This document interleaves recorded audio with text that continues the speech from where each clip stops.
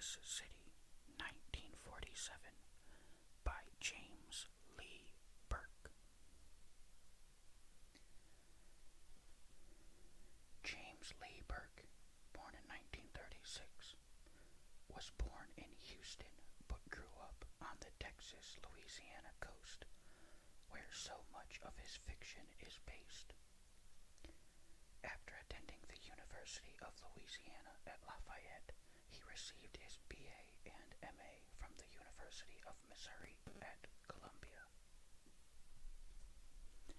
After 3 critically praised mainstream novels, his fourth received more than 100 rejections over more than a decade, until the University of Louisiana Press published The Lost Get Back Boogie in 1986. It was nominated for a Pulitzer Prize. His first crime novel, The Neon Rain in 1987, featured David Robichaud, a Vietnam veteran and homicide detective in the New Orleans Police Department. He has been described by his creator as every man from the morality plays of the Renaissance. He tries to give voice to those who have none. After stepping on too many toes in that first book, Robichaud leaves to work on the police force in New Iberia Parish. Always present is a sidekick, Cleet Purcell, also a former NOPD officer who is now a private eye. The second novel in the series, Heaven's Prisoners in 1988, was filmed in 1996, starring Eric Roberts, Alec Baldwin, Kelly Lynch, and Terry Hatcher. The third book, Black Cherry Blues in 1989, won an Edgar Allan Poe Award from the Mystery Writers of America for Best Novel of the Year. Burke won a second Edgar for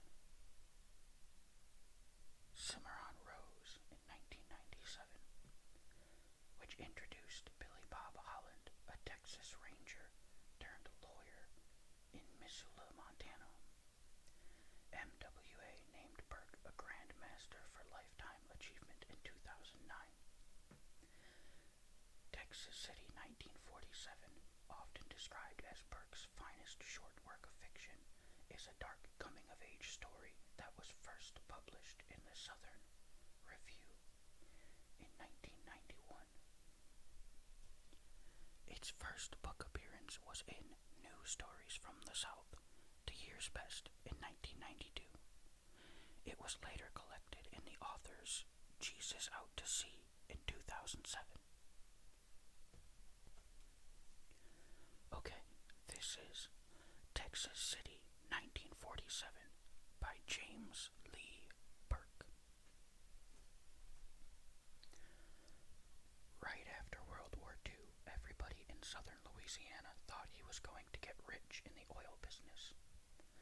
My father convinced himself that all his marginal jobs in the oil fields would one day give him the capital to become an independent wildcatter, perhaps even a legendary figure like Houston's Glenn McCarthy, and he would successfully hammer together a drilling operation out of wooden towers and rusted junk.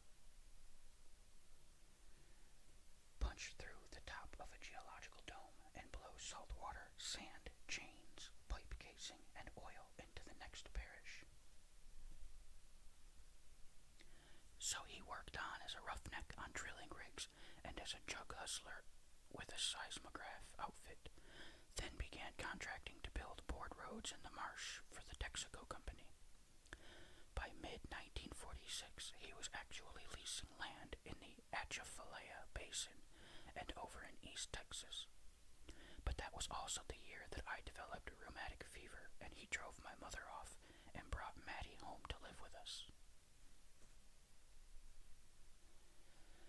I remember the terrible fight they had the day she left.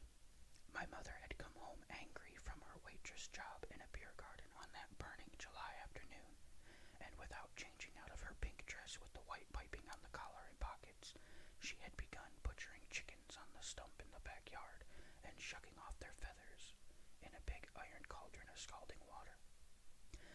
My father came home later than he should have, parked his pickup truck by the barn, and walked naked to the waist through the gate with his wadded-up shirt hanging out the back pocket of his Levi's. He was a dark Cajun, and his shoulders, chest, and back were streaked with black hair. He wore cowboy boots, a red sweat handkerchief tied around his neck, and a rakish straw hat that had an imitation snakeskin band around the crown. Headless chickens were flopping all over the grass, and my mother's forearms were covered with wet chicken feathers. "I know you've been with her. They were talking at the beer joint," she said, without looking up from where she sat with her knees apart on a wood chair in front of the steaming cauldron. "I ain't been with nobody," he said, "except with them mosquitoes I've been slapping out in that marsh."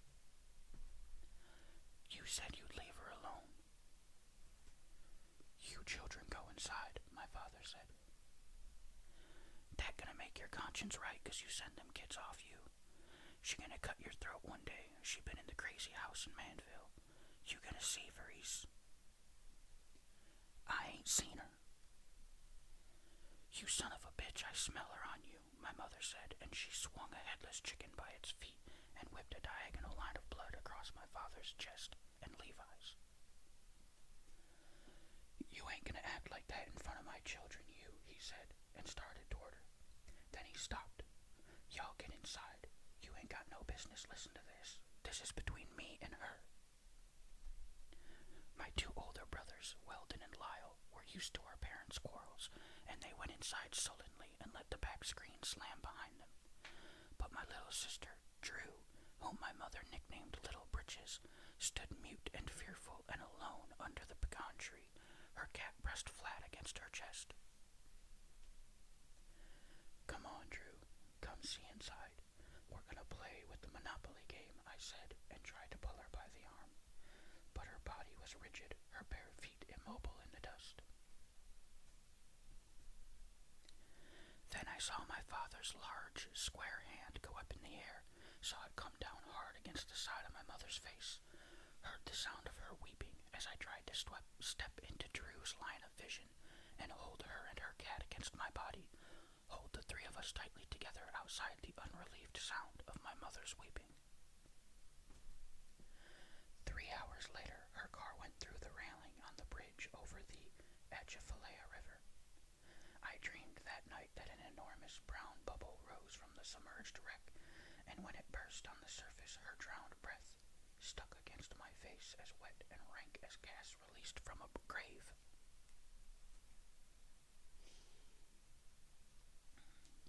That fall, I began to feel sick all the time, as though a gray cloud of mosquitoes were feeding at my heart. During recess at school, I didn't play with the other children, and instead hung about on the edges of the dusty playground, or, when Brother Daniel wasn't looking, slipped around the side of the old red brick cathedral and sat by myself on a stone bench in a bamboo-enclosed, oak-shaded garden where a statue of Mary rested in a grotto and camellia petals floated in a big goldfish pond. Sometimes Sister Roberta was there saying her rosary. She was built like a fire hydrant. Were it not for the additional size that the swirl of her black habit and the wings of her veil gave her, she would not have been much larger than the students in her 5th grade class. She didn't yell at us or hit our knuckles with rulers like the other nuns did, and in fact she always called us little people rather than children.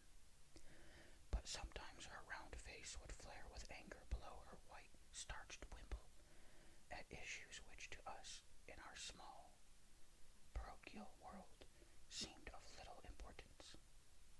She told our class once that criminals and corrupt local politicians were responsible for the slot and racehorse machines that were in every drugstore, bar, and hotel lobby in New Iberia, and another time she flung an apple core at a carload of teenagers who were baiting the Negro janitor out by the school incinerator.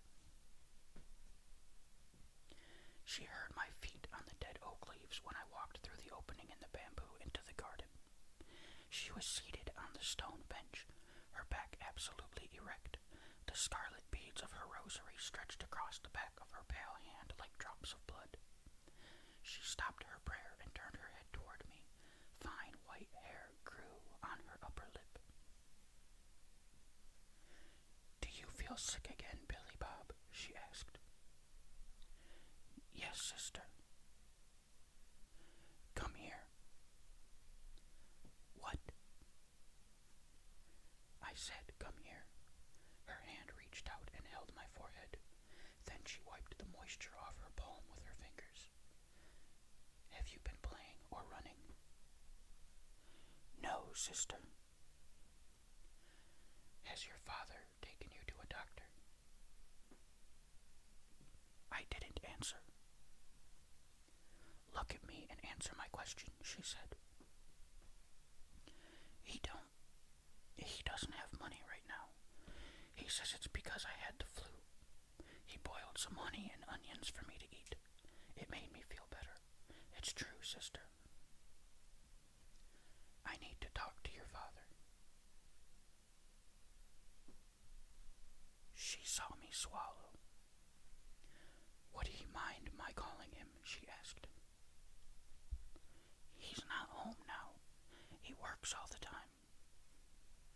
"Will he be home tonight?" "I'm not sure." "Who takes care of you at night when he's not home?" "A lady, a friend of his." "I see.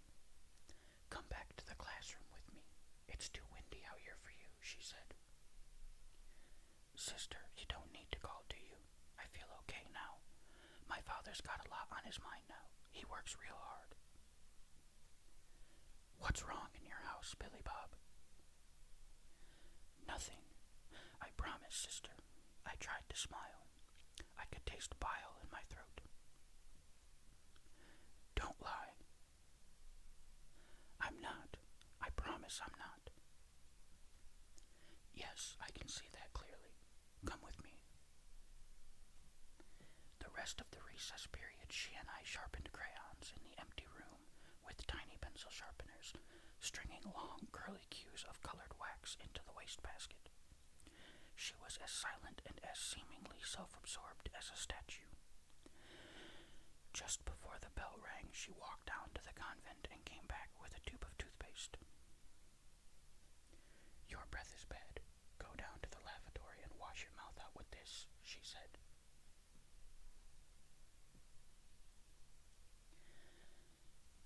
Maddie wore shorts and sleeveless blouses with sweat rings under the arms, and in the daytime she always seemed to have curlers in her hair. When she walked from room to room, she carried an ashtray with her, into which she constantly flicked her lipstick-stained Chesterfields. She had a hard, muscular body, and she didn't close the bathroom door all the way when she bathed, and once I saw her kneeling in the tub, scrubbing her big shoulders and chest with a large, flat brush. The area above her head was crisscrossed with improvised clotheslines, from which dropped her wet underthings. Her eyes fastened on mine. I thought she was about to reprimand me for staring at her, but instead her hard-boned, shiny face continued to look back at me with a vacuous indifference that made me feel obscene. If my father was out of town on a Friday or Saturday night, she fixed our supper, sometimes meat on Friday, the fear in our eyes not worthy of her recognition, put on her blue suit, and sat by herself in the living room, listening to the Grand Ole Opry or the Louisiana Hayride, while she drank apricot brandy from a coffee cup. She always dropped cigarette ashes on her suit and had to spot clean the cloth with dry cleaning fluid before she drove off for the evening in her old Ford coupe. I don't know where she went on those Friday or Saturday nights, but a boy down the road told me that Maddie used to work in Broussard's bar on Railroad Avenue, an infamous area in New Iberia, where the women sat on the galleries of the cribs, dripping their beer out of buckets and yelling at the railroad and oil field workers in the street. Then one morning, when my father was in Morgan City, A man in a new silver Chevrolet sedan came out to see her. It was hot, and he parked his car partly on our grass to keep it in the shade. He wore sideburns, striped brown suit slacks, two-tone shoes, suspenders, a pink shirt without a coat, and a fedora that shadowed his narrow face. While he talked to her, he put one shoe on the car bumper and wiped the dust off it with a rag.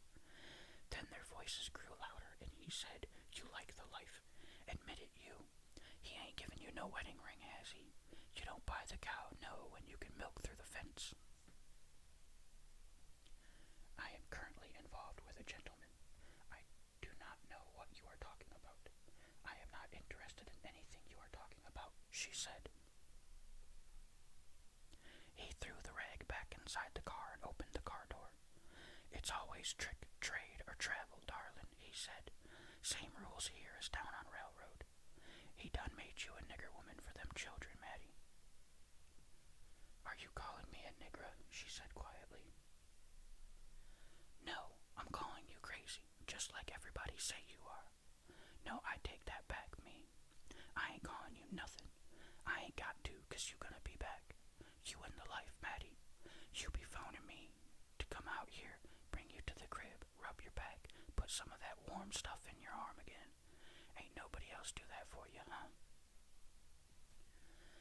When she came back into the house, she made us take all the dishes out of the cabinets, even though they were clean, and washed them over again. It was the following Friday that Sister Roberta called. Maddie was already dressed to go out. She didn't bother to turn down the radio when she answered the phone, and in order to compete with Red Foley's voice, she had to almost shout into the receiver. "Mr. Sonnier is not here," she said. "Mr. Sonnier is away on business in Texas City. No, ma'am, I'm not the housekeeper. I'm a friend of the family who is caring for these children. There's nothing wrong with that boy that I can see. Are you calling to tell me that there's something wrong, that I'm doing something wrong? What is it that I'm doing wrong? I would like to know that. What is your name?" I stood transfixed with terror in the hall as she bent angrily into the mouthpiece, and her knuckles ridged on the receiver. A storm was blowing in from the Gulf. The air smelled of ozone, and the southern horizon was black with thunderclouds that pulsated with white veins of lightning. I heard the wind ripping through the trees in the yard and pecans rattling down on the gallery roof like grape shot. When Maddie hung up the phone, the skin of her face was stretched as tight as a lampshade, and one liquid eye was narrowed at me like someone aiming down a rifle barrel. The next week, when I was cutting through the neighbor's sugarcane field on the way home from school, my heart started to race for no reason. My spit tasted like pecans, and my face filmed with perspiration even though the wind was cool through the stalks of cane. Then I saw the oaks and cypress trees along Bayou Teche tilt at an angle, and I dropped my books and fell forward in the dirt as though someone had wrapped a chain around my chest and snapped my breastbone. I lay with the side of my face pressed against the dirt, my mouth gasping like a fish's, until Weldon found me and went crashing through the cane for help. A doctor came out to the house that night, examined me, and gave me a shot, then talked with my father out in the hall. My father didn't understand the doctor's vocabulary, and he said, "What kind of fever is that?" "Rheumatic, Mr. Sonnier. It attacks the heart.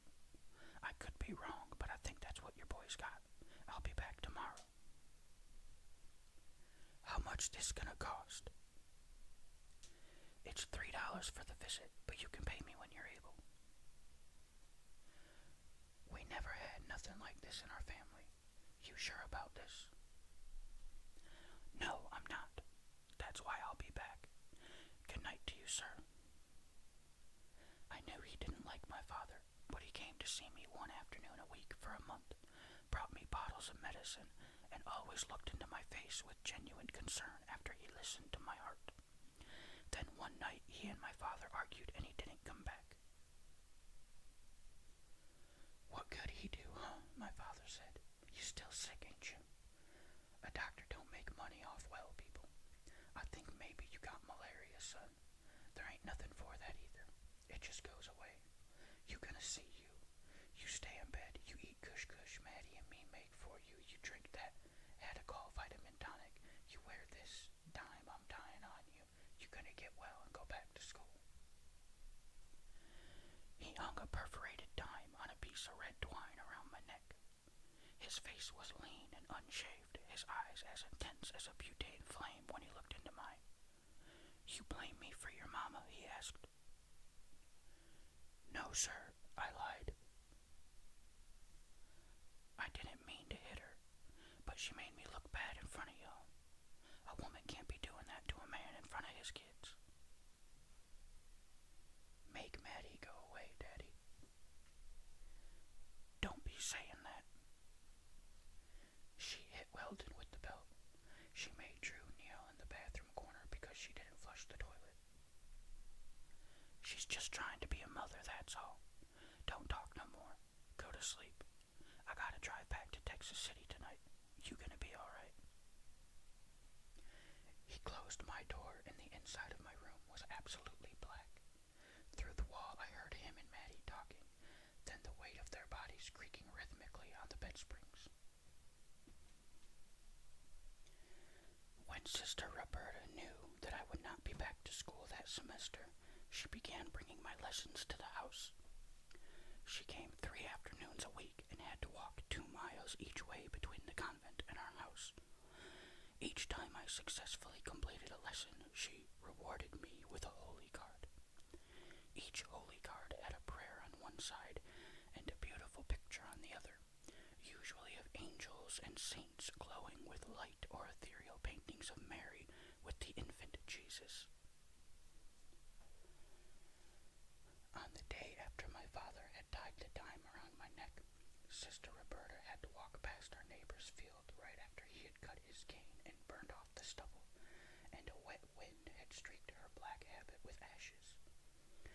As soon as she came through my bedroom door, her face tightened inside her wimple, and her brown eyes, which had flecks of red in them, grew round and hot.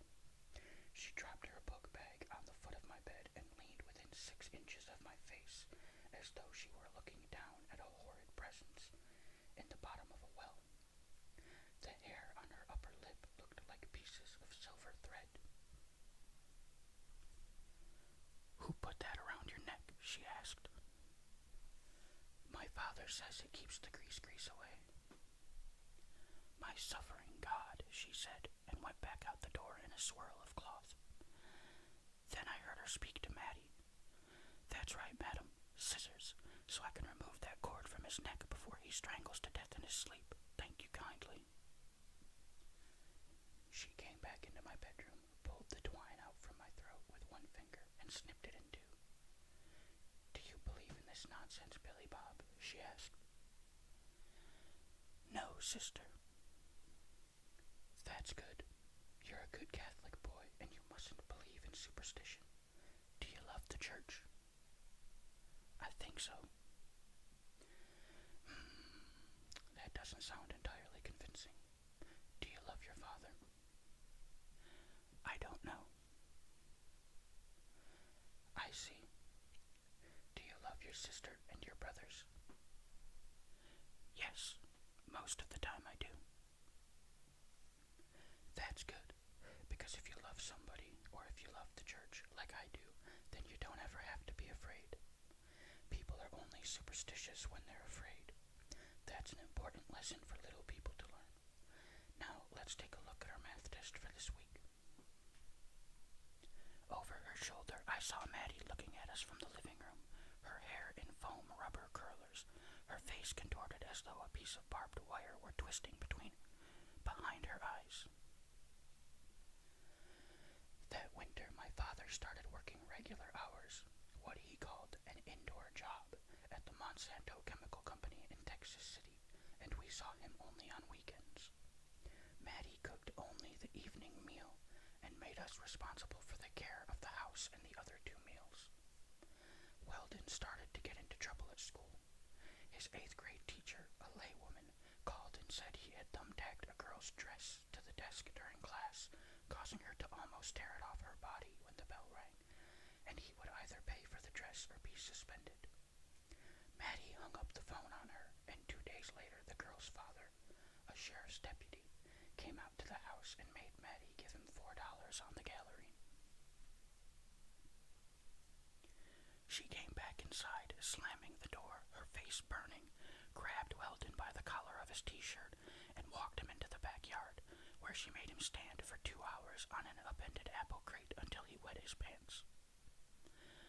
Later, after she had let him come back inside and he had changed his underwear and blue jeans, he went outside into the dark by himself without eating supper and sat on the butcher's stump, striking kitchen matches on the side of the box and throwing them at the chickens. Before we went to sleep, he sat for a long time on the side of his bed, next to mine, in a square of moonlight with his hands balled into fists on his thighs. There were knots of muscle in the backs of his arms and behind his ears. Maddie had given him a burr haircut, and his head looked as hard and scalped as a baseball. Tomorrow's Saturday. We're going to listen to the LSU Rice game, I said. Some colored kids saw me from the road and laughed. I don't care what they did. You're brave, Weldon. You're braver than any of us. I'm gonna fix her. His voice made me afraid. The branches of the pecan trees were skeletal, like gnarled fingers against the moon. Don't be thinking like that, I said. It'll just make her do worse things. She takes it out on Drew when you and Lyle aren't here. Go to sleep, Billy Bob, he said. His eyes were wet. She hurts us because we let her. We ask for it. You get hurt when you don't stand up, just like Mama did. I heard him snuffling in the dark. Then he lay down, his face turned toward the opposite wall. His head looked carved out of gray wood in the moonlight. I went back to school for the spring semester. Maybe because of the balmy winds off the Gulf and the heavy, fecund smell of magnolia and wisteria on the night air, I wanted to believe that a new season was beginning in my heart as well. I couldn't control what happened at home, but the school was a safe place, one where Sister Roberta ruled her little fifth-grade world like an affectionate despot. I was always fascinated by her hands. They were like toy hands, small as a child's, as pink as an early rose, the nails not much bigger than pearls. She was wonderful at sketching and drawing with crayons and colored chalk. In minutes, she could create a beautiful religious scene on the blackboard to fit the church's season, but she also drew pictures for us of Easter rabbits and talking Easter eggs. Sometimes she would draw only the outline of a figure, an archangel with enormous wings, a Roman soldier about to be dazzled by a blinding light, and she would let us take turns coloring in the solid areas. She told us the secret to great classroom art was to always keep your chalk and crayons pointy. Then we began to hear rumors about Sister Roberta, of a kind that we had never heard about any of the nuns, who all seemed to have no lives other than the ones that were immediately visible to us.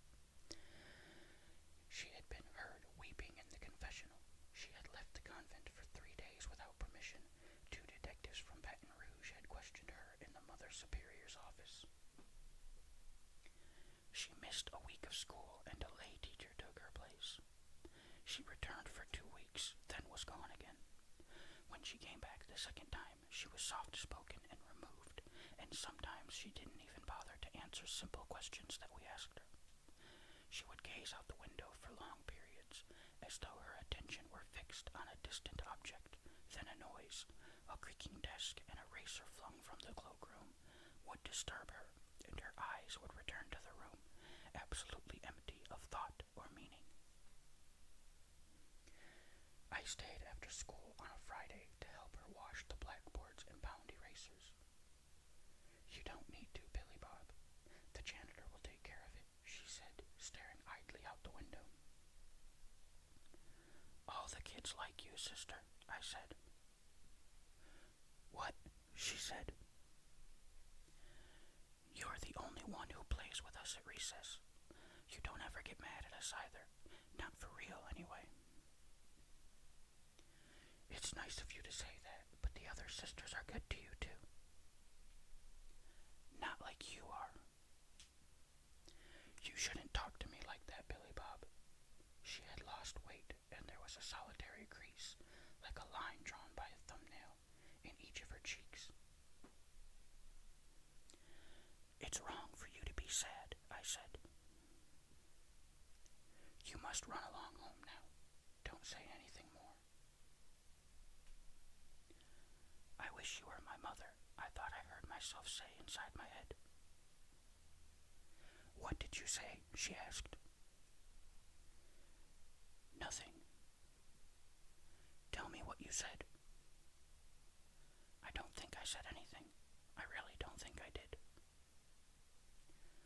My heart was beating against my ribcage, the same way it had the day I fell unconscious in the sugarcane field. Billy Bob, don't try to understand the world. It's not ours to understand, she said. You must give up the things you can't change. You mustn't talk to me like this anymore.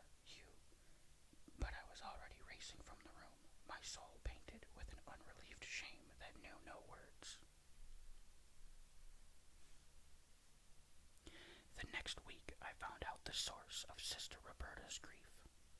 A strange and seedy man by the name of Mr. Trajan, who always had an American flag pin on his lapel when you saw him inside the wire cage of the grocery and package store he operated by the Negro District, had cut an article from copies of the Baton Rouge Morning Advocate and the Lafayette Daily Advertiser and mailed it to other Catholic businessmen in town. An 8th grader who had been held back twice, once by Sister Roberta, brought it to school one day, and after the 3 o'clock bell, Lyle, Weldon, and I heard him reading it to a group of dumbfounded boys on the playground. The words hung in the air like our first exposure to God's name being deliberately used in vain.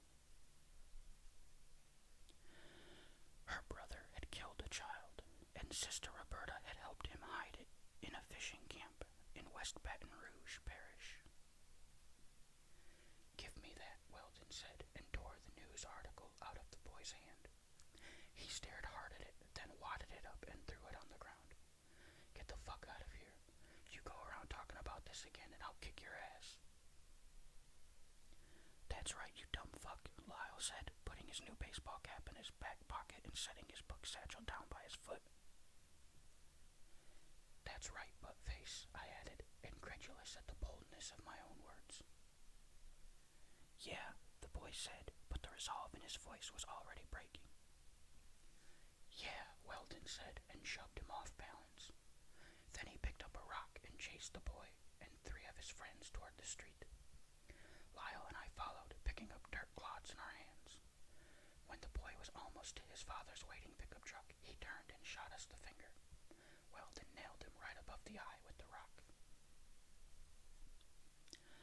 One of the brothers marched us down to Father Higgins's office and left us there to wait for Father Higgins, whose razor strop and black Irish crimson-faced tirades were legendary in the school. The office smelled of the cigar butts in the wastebasket and the cracked leather in the chairs. A walnut pendulum clock ticked loudly on the wall. It was overcast outside, and we sat in the gloom and silence until 4 o'clock.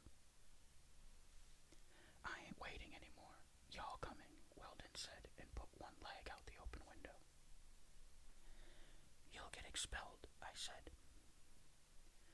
Too bad. I ain't going to wait around just to have somebody whip me, he said, and dropped out the window. 5 minutes later, Lyle followed him. The sound of the clock was like a spoon knocking on a hollow wood box.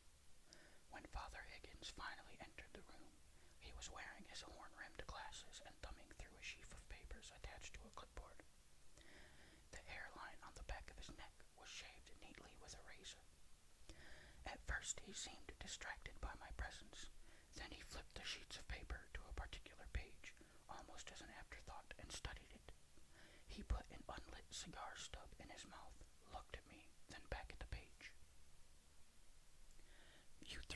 hit somebody, he said. No, Father. Somebody threw a rock at you. I wouldn't say that. Then what are you doing here? I don't know, I replied. That's interesting. All right, since you don't know why you're here, how about going somewhere else?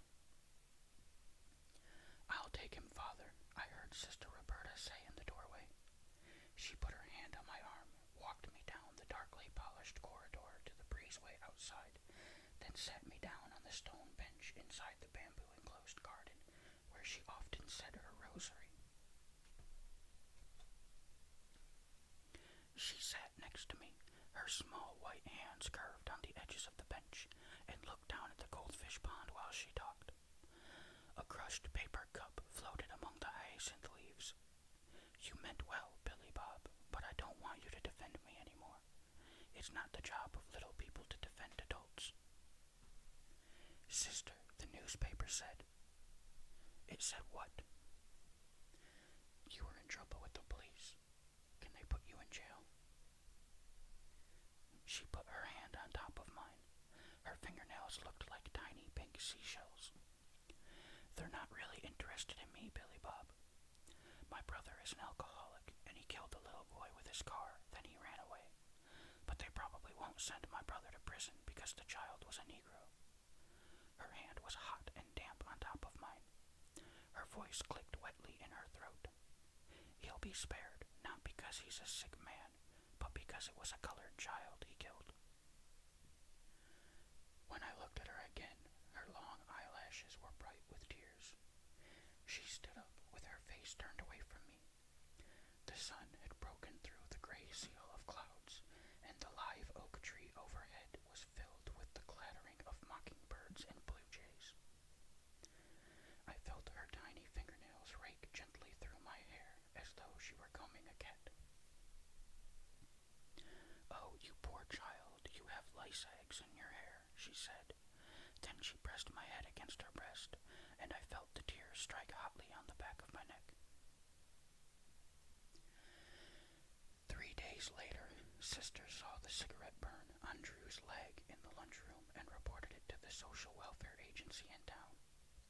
A consumptive rail of a man in a dandruff-flecked blue suit drove out to the house and questioned Maddie on the gallery, then questioned us in front of her. Drew told him she had been burned by an ember that had popped out of a trash fire in the backyard. He raised her chin with his knuckle. His black hair was stiff with grease. Is that what happened? He asked. Yes, sir. Drew's face was dull, her mouth down-turned at the corners. The burn was scabbed now and looked like a tightly coiled gray worm on her skin. He smiled and took his knuckle away from her chin. Then you shouldn't play next to the fire, he said. I would like to know who sent you out here, Maddie said. That's confidential. He coughed on the back of his hand. His shirt cuff was frayed and for some reason looked particularly pretentious and sad on his thin wrist. And to tell you the truth, I don't really know. My supervisor didn't tell me. I guess that's how the chain of command works. He coughed again, this time loud and hard, and I could smell the nicotine that was buried in his lungs. But everything here looks all right. Perhaps this is much ado about nothing. Not a bad day for a drive, though. Weldon's eyes were as hard as marbles, but he didn't speak. The man walked with Maddie to his car, and I felt like doors were slamming all around us. She put her foot on his running board and propped one arm on his car roof while she talked, so that her breasts were uplifted against her blouse, and her dress made a loop between her legs. Let's tell him, Lyle said. Are you kidding? Look at him. He'd eat her shit with a spoon, Weldon said. It was right after first period the next morning that we heard about the disaster at Texas City. Somebody shouted something about it on the playground, then suddenly the whole school was abuzz with rumors. Cars on the street pulled to the curb with their radios tuned to news stations, and we could even hear the principal's old boxwood upstairs. A ship loaded with fertilizer had been burning in the harbor, and while people on the docks had watched firefighting boats pumping geysers of water onto the ship's decks, the fire had dripped into the hold. The explosion filled the sky with rockets of smoke and rained an umbrella of flame down on the Monsanto chemical plant. The force of the secondary explosion was so great that it blew out windows in Houston, 50 miles away. But it wasn't over yet. The fireball mushroomed laterally out into an adjacent oil field, and rows of storage tanks and wellheads went like strings of Chinese firecrackers. People said the water in the harbor boiled from the heat, the spars on steel derricks melting like licorice. We heard nothing about the fate of my father either that afternoon or evening. Maddie got drunk that night and fell asleep in the living room chair by the radio. I felt nothing about my father's possible death, and I wondered at my own callousness. We went to school the next morning, and when we returned home in the afternoon, Maddie was waiting on the gallery to tell us that a man from the Monsanto company had telephoned and said that my father was listed as missing. Her eyes were pink with either hangover or crying, and her face was puffy and round like a white balloon. When we didn't respond, she said, "Your father may be dead. Do you understand what I'm saying? That was an important man from his company who called. He would not call unless he was gravely concerned. Do you children understand what is being said to you?" Weldon brushed at the dirt with his tennis shoe, and Lyle looked into a place about 6 inches in front of his eyes. Drew's face was frightened, not because of the news about her father, but instead because of the strange whirring of wheels that we could almost hear from inside Maddie's head. I put my arm over her shoulders and felt her skin jump. "He's worked like a Negra for you, maybe lost his life for you, and you have nothing to say?" Maddie asked. "Maybe we ought to start cleaning up our rooms. You wanted us to clean up our rooms, Maddie," I said. But it was a poor attempt to placate her. "You stay outside. Don't even come in this house," she said. "I have to go to the bathroom," Lyle said. "Then you can just do it in the dirt like a darky," she said, and went inside the house and latched the screen behind her. By the next afternoon, my father was still unaccounted for. Maddie had an argument on the phone with somebody, I think the man in suit pants and two-tone shoes who had probably been her pimp at one time, because she told him he owed her money and she wouldn't come back and work at Broussard's bar again until he paid her. After she hung up, she breathed hard at the kitchen sink, smoking her cigarette and staring out into the yard. She snapped the cap off a bottle of Jack's and drank it half empty, her throat working in one long, wet swallow, one eye cocked at me. "Come here," she said. "What?" "You tracked up the kitchen.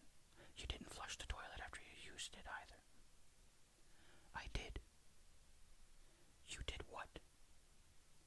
"I flushed the toilet." "Then one of the others didn't flush it. Every one of you come out here, now." "What is it, Maddie? We didn't do anything," I said. I changed my mind. "Every one of you outside. All of you outside. Weldon and Lyle, you get out there right now. Where's Drew?" "She's playing in the yard. What's wrong, Maddie?" I made no attempt to hide the fear in my voice. I could see the web of blue veins in the top of her muscular chest. Outside, the wind was blowing through the trees in the yard, flattening the purple clumps of wisteria that grew against the barn wall. "Each of you go to the hedge and cut the switch you want me to use on you," she said. It was her favorite form of punishment for us. If we broke off a large switch, she hit us fewer times with it. If we came back with a thin or small switch, we would get whipped until she felt she had struck some kind of balance between size and number. We remained motionless.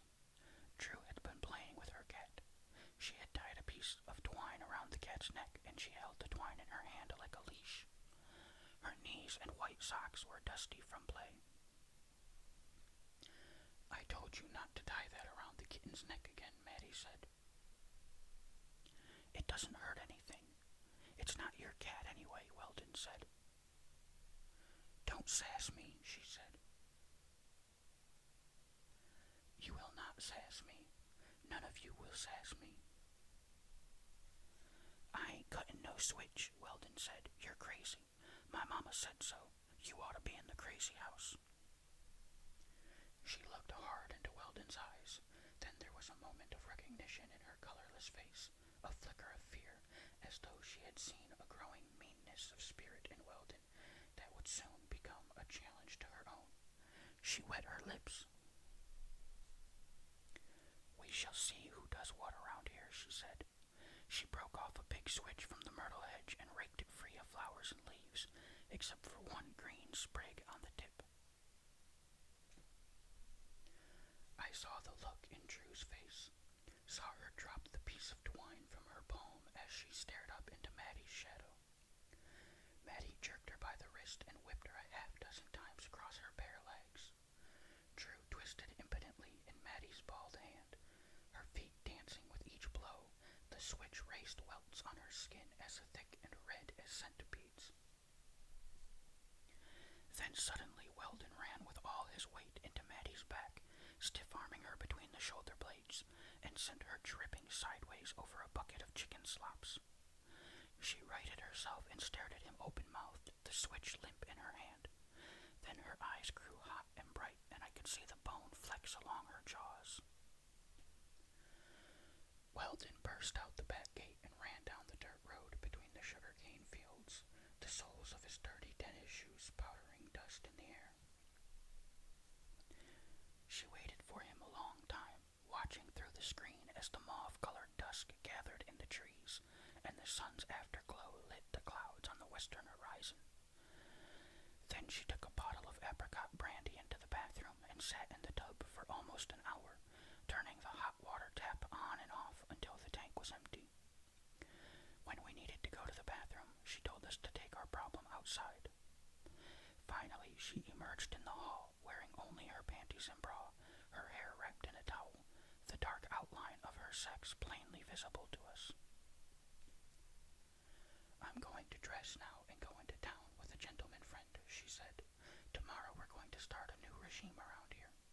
Believe me, there will never be a reoccurrence of what happened here today. You can pass that on to young Mr. Weldon for me. But she didn't go into town. Instead, she put on her blue suit, a flower print blouse, her nylon stockings, and walked up and down on the gallery, her cigarette poised in the air like a movie actress. Why not just drive your car, Maddie? I said quietly through the screen. It has no gas. Besides, a gentleman caller will be passing for me any time now, she answered. Oh. She blew smoke at an upward angle, her face aloof and flat-sided in the shadows. Maddie? Yes.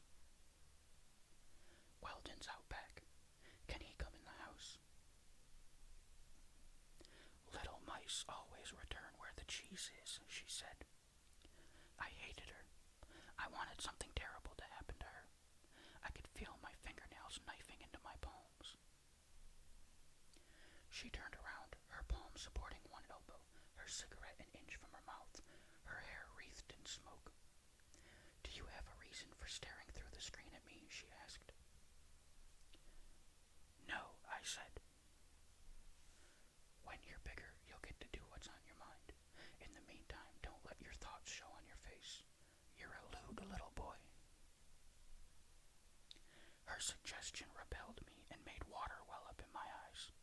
I backed away from the screen, then turned and ran through the rear of the house and out into the backyard, where Weldon, Lyle, and Drew sat against the barn wall, fireflies lighting in the wisteria over their heads. No one came for Maddie that evening. She sat in the stuffed chair in her room, putting on layers of lipstick until her mouth had the crooked, bright red shape of a clown's. She smoked a whole package of Chesterfields, constantly wiping the ashes off her dark blue skirt with a hand towel soaked in dry cleaning fluid. Then she drank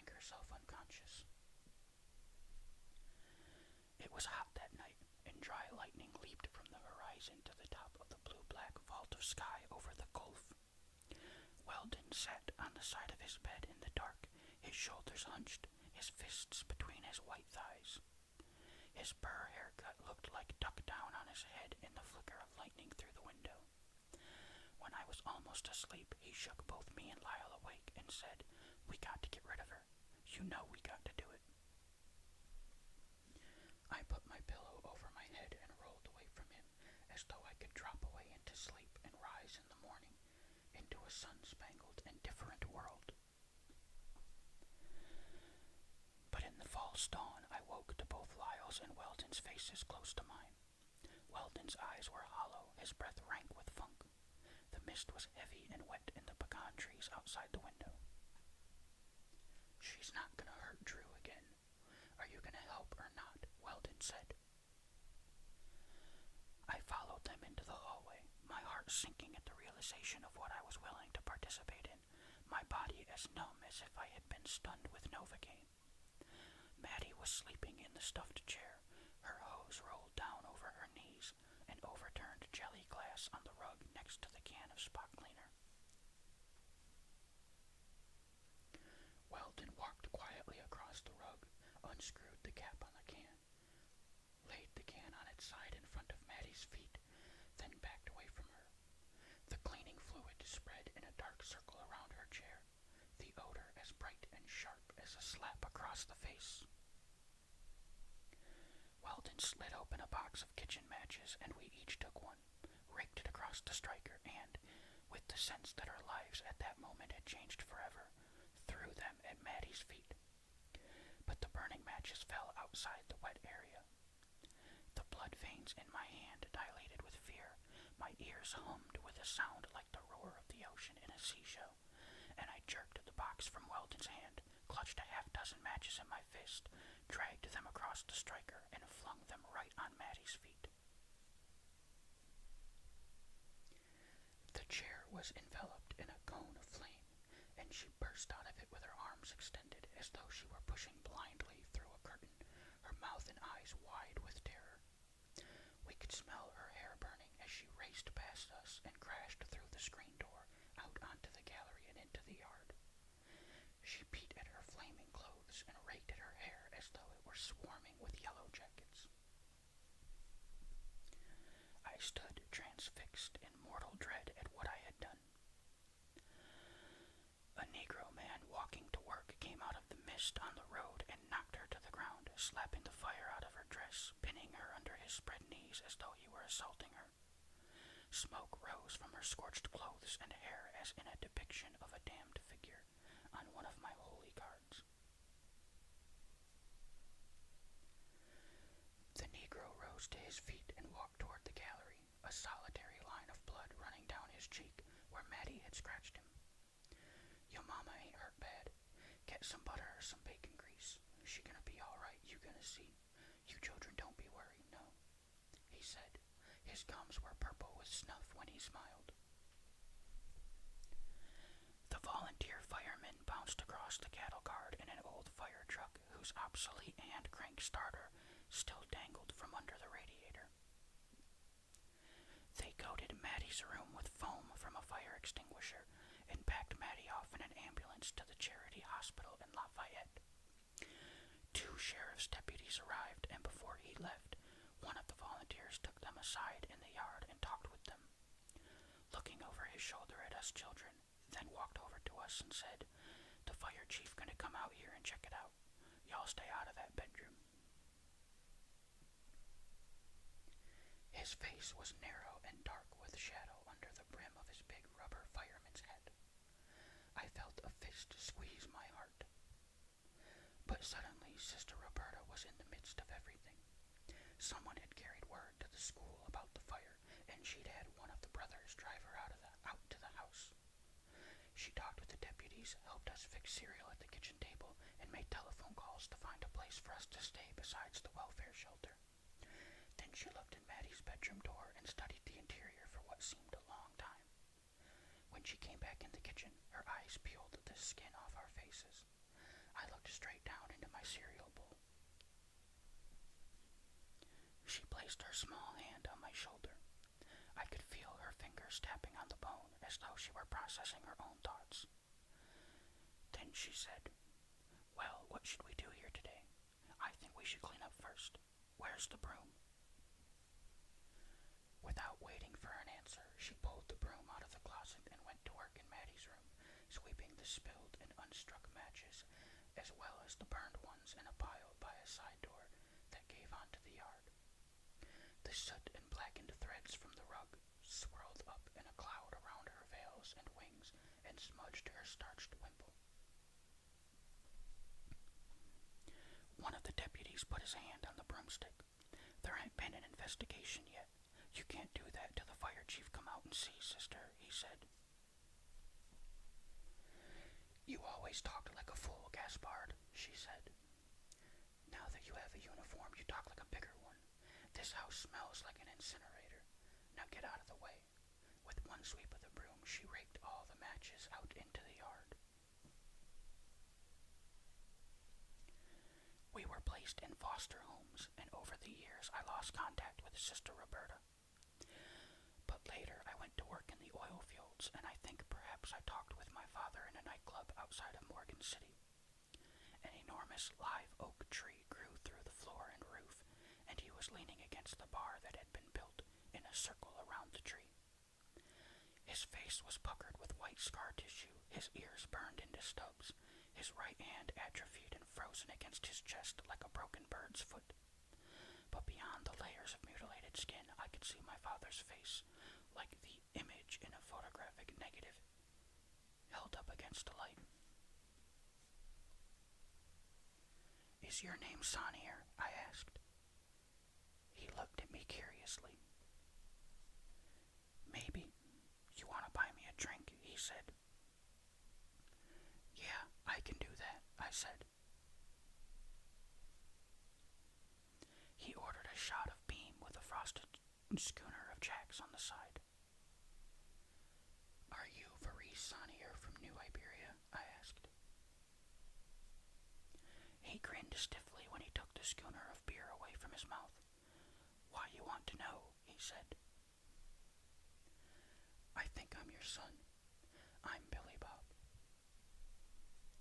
His turquoise eyes wandered over my face, then they lost interest. "I had a son, but you ain't him. Buy me another shot," he said. "Why not?" I replied. Sometimes he comes to me in my dreams, and I wonder if ironically all our stories were written on his skin back there in Texas City in 1947. Or maybe that's just a poetic illusion purchased by time.